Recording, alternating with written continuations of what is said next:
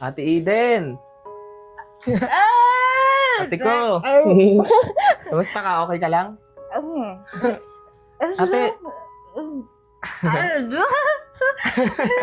Ayun nga ate, meron akong good news sa'yo. Meron akong ibabalita sa'yo, mapapasaya ka na ito. Natanggap na ako ng contractor dun sa Cebu. Bali, pupunta ako dun para meron na akong trabaho para sa atin. Ngayon, ang mawawala ako dito ng matagal. Pero huwag kang mag-alala kasi meron naman akong kinausap na tao para bantayan ka. Huwag kang mag-alala, mabait yun.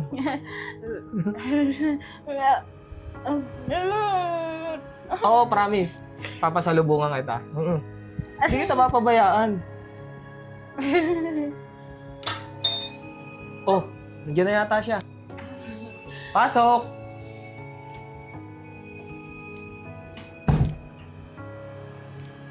Ayun, Ma'am Hazel.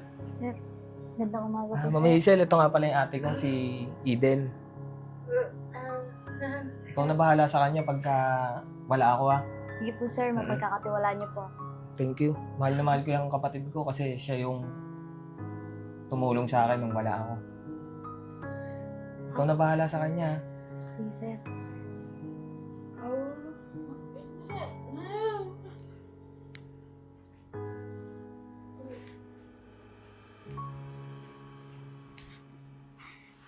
Ito lang pala aalagaan ko. Hoy, ikaw. Yoko nang makulit ah. Yoko lang magkakalat ka dito. Naiintindihan mo?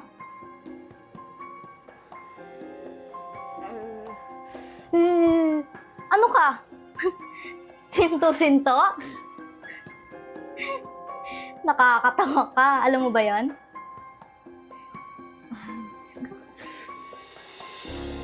Bakit pa ako pinagbantay sa ganitong klaseng tao? Sasayang lang oras ko eh. Diyan ka naman.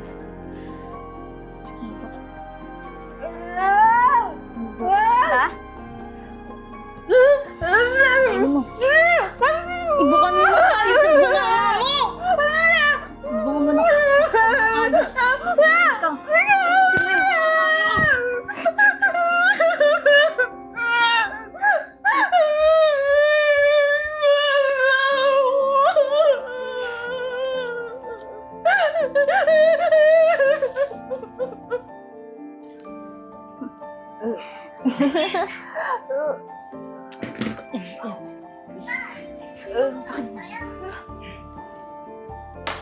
Alam mo ikaw, pagod na akong asikasuhin ka ha. Kakagigil ka eh, no? Bisit na bisit ako dyan sa itsura mo. Bisit na ako sa'yo ha. Anong nangyayari dito? Hazel, ba't ginaganto mo yung ate ko? Sir, kasi... Hindi kita binabayaran para gantuin siya.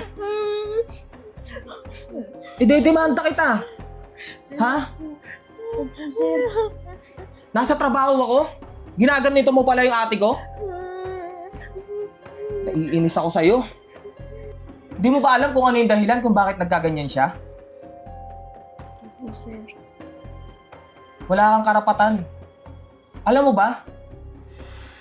Ate ko yung nagtaguyod sa amin. Nung panahong walang-wala pa kami.